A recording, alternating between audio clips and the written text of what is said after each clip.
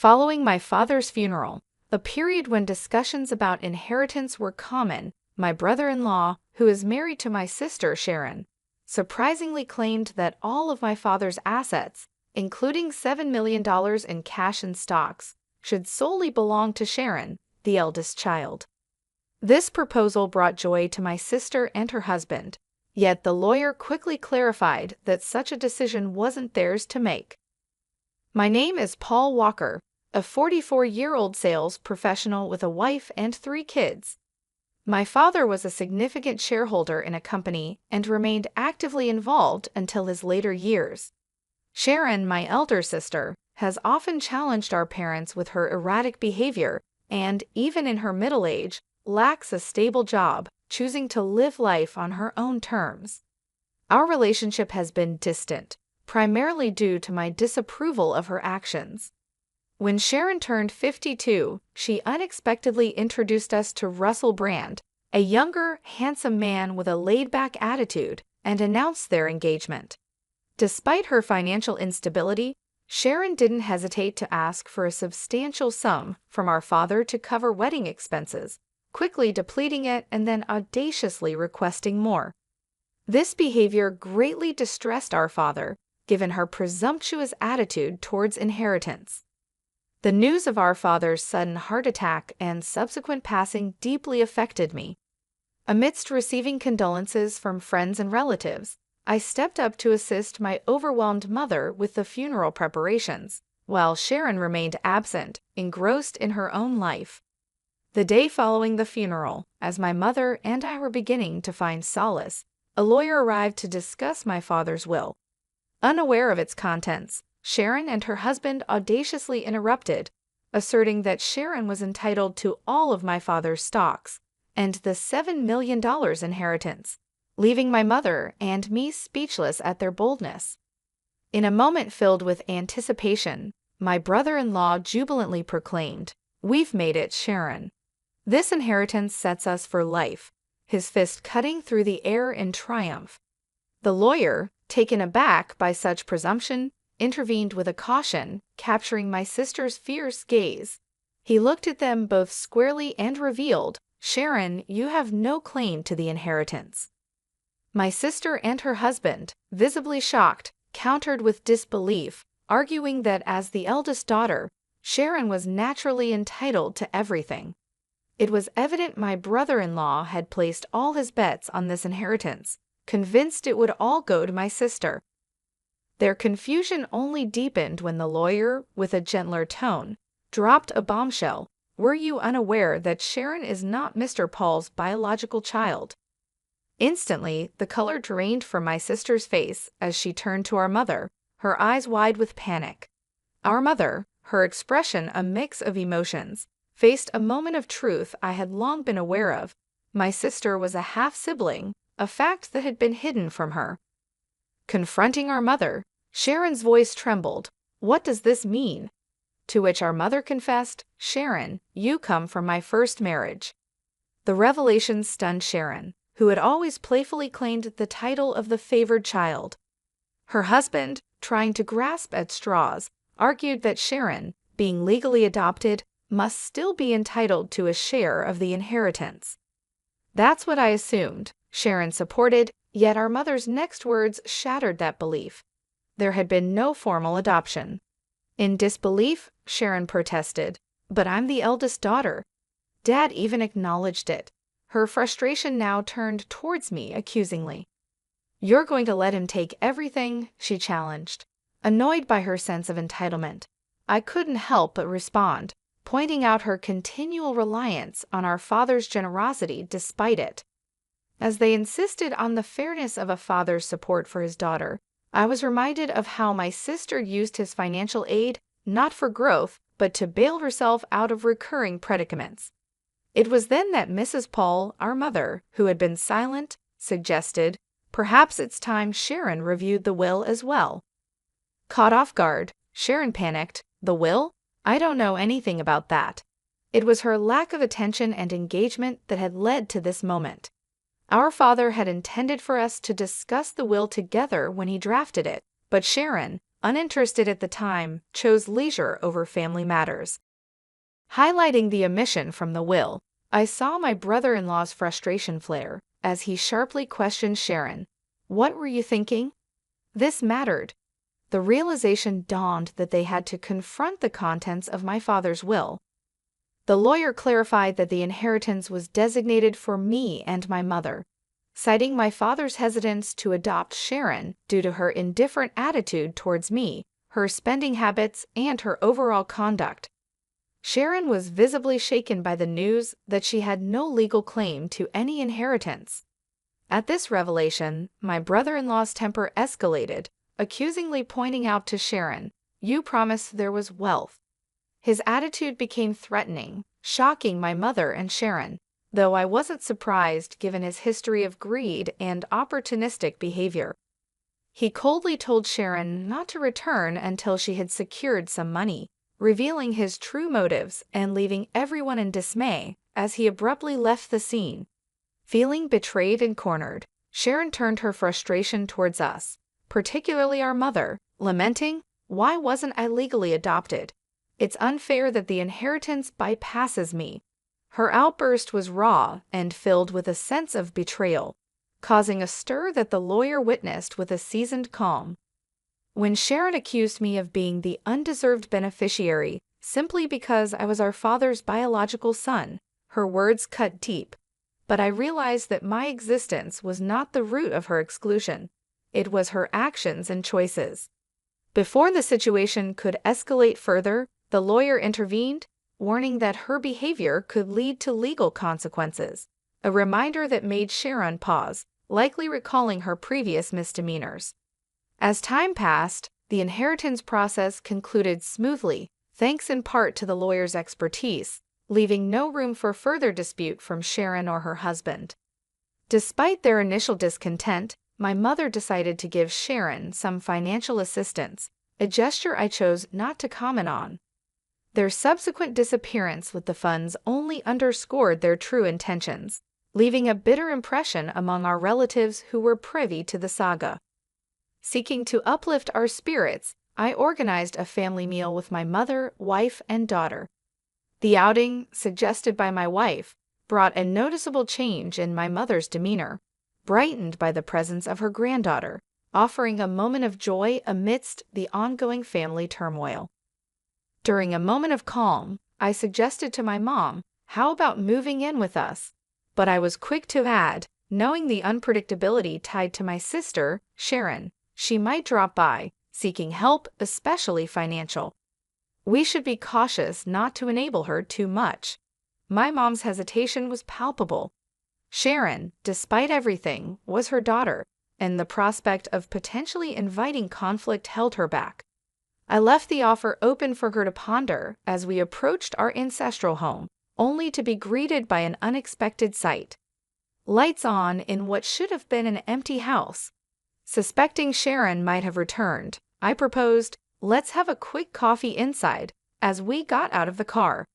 Suddenly, a car charged towards us, missing us by a whisker, but in protecting my wife and responding to my daughter's alarmed cry, I ended up in a flower bed, slightly injured by the fleeting touch of the car, which eventually crashed into the garage entrance. My wife and daughter rushed to my aid, while my mother, frozen with shock, watched from the doorway. The incident led to my hospitalization overnight, and I later found out that Russell Brand, my brother-in-law, was behind the wheel, claiming a mix-up between the accelerator and the brake, a story I found hard to swallow. When my mother and sister visited me in the hospital, Sharon's response to my condition was chilling, hinting at her disappointment in my resilience, almost as if she had hoped for a more beneficial outcome for herself. I couldn't resist commenting on her apparent wish for my demise to claim the inheritance, noting her unease as she diverted her gaze. I then revealed that our mother intended to relinquish her inheritance in my favor, making any drastic actions from their side futile. My sister's shock was evident. The concept of foregoing a rightful inheritance seemed alien to her. I further explained that, in preparation and following our father's prudent approach, I had already drafted a will, ensuring my family's future, thus redirecting the inheritance away from our mother directly to them. My sister's plea for a share from the speculated $7 million, under the guise of familial generosity, only highlighted her desperation and misunderstanding of our family's values and intentions. In the aftermath of firmly rejecting my sister Sharon's demand for a substantial share of the inheritance, the atmosphere in the hospital room shifted dramatically. Sharon's demeanor transformed, her face contorting into a visage of pure fury as she physically accosted me, her hands gripping my collar in desperation. "Give me half, I'm your sister," she demanded, her voice laced with a chilling blend of anger and desperation. It was a distressing sight, witnessing her descent into what appeared to be a state of irrationality, driven to the brink by her intense desire for the inheritance. Her actions, so starkly at odds with the values our father held dear, made me regard her with a deep sense of pity and disappointment. "Do you not realize how your greed would have disappointed Dad?" I questioned, hoping to ignite some sense of reason within her. Yet this only served to inflame her anger further, as she made a grab for my throat in a shocking escalation of violence. The situation took a dramatic turn when our mother's voice, tinged with alarm and authority, cut through the tension. Nurses quickly intervened, escorting a visibly shaken Sharon away from me. Despite the turmoil, it was evident that my mother's heart ached for Sharon, her biological daughter, even though Sharon had directed her vitriol towards her as well. "Where did I go wrong in raising her?" my mother lamented, a question heavy with sorrow and regret that echoed in the sterile hospital corridor. The emotional and physical toll of the incident was soon overshadowed by my mother's deteriorating health. As her condition worsened, my wife and I found ourselves more involved in her day-to-day care, a development that seemed to provoke Sharon's resentment.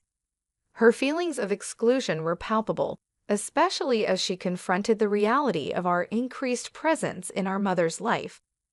This tension reached a boiling point when Sharon, in an abrupt phone call, insisted that she and Russell would take over caring for our mother, effectively sidelining my wife and me.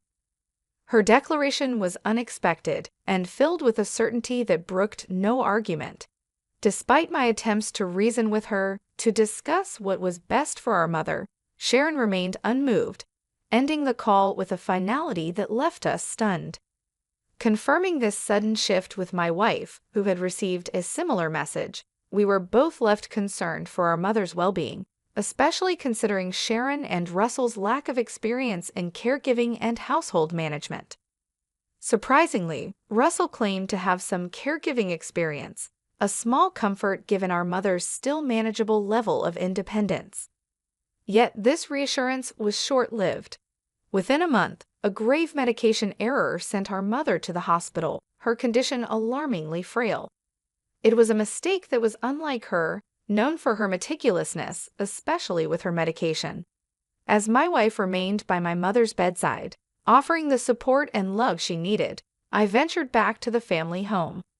What greeted me was a scene of neglect, a bare refrigerator, a poignant reminder of my mother's once vibrant love for cooking, and the absence of the household help that had been a staple in our family's life.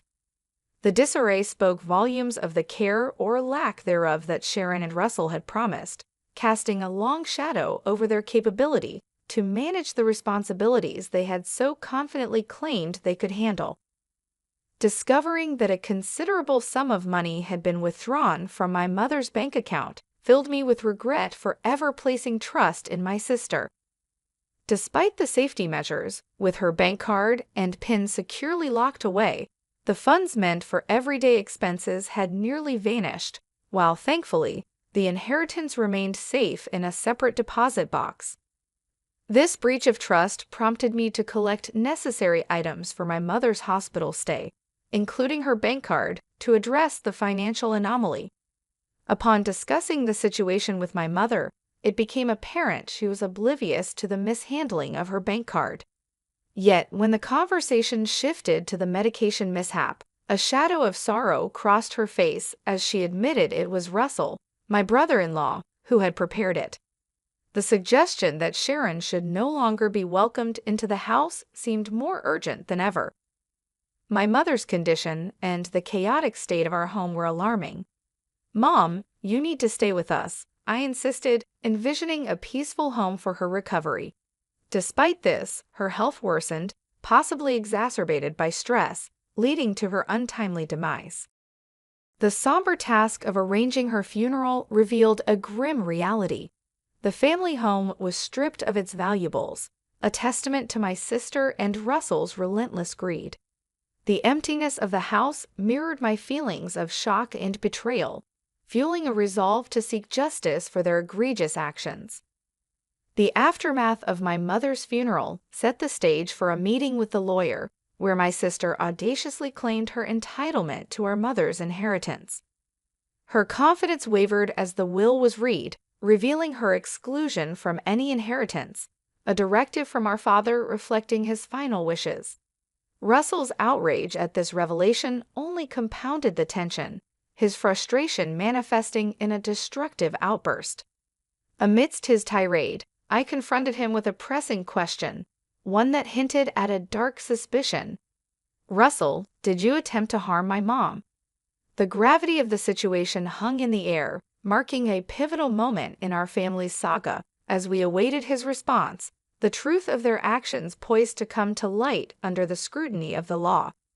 As I squarely faced him, Russell returned my inquiry with a look of irritation.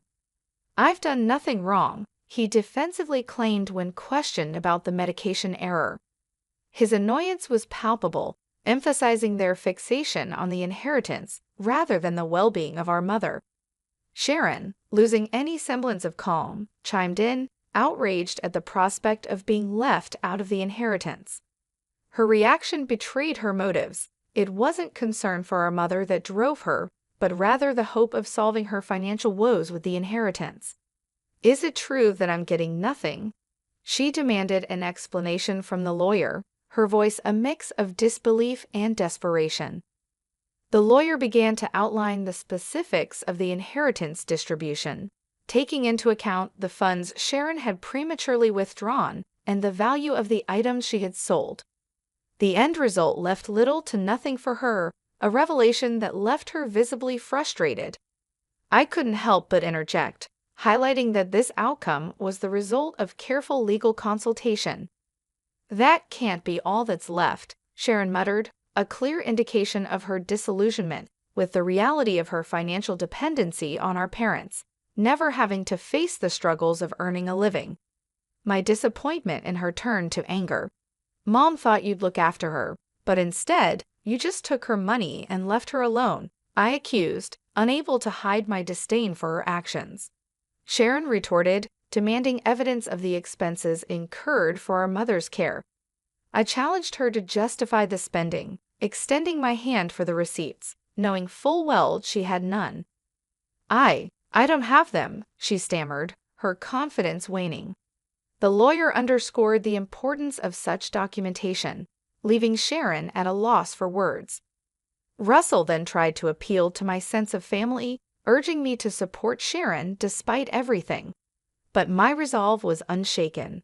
Their desperation was evident, and Russell's admission that Sharon would have inherited everything if their plan had succeeded only added to my suspicion of their true intentions. "What do you mean by that?" I pressed, seeking clarity on his revealing comment, ready to uncover the extent of their schemes.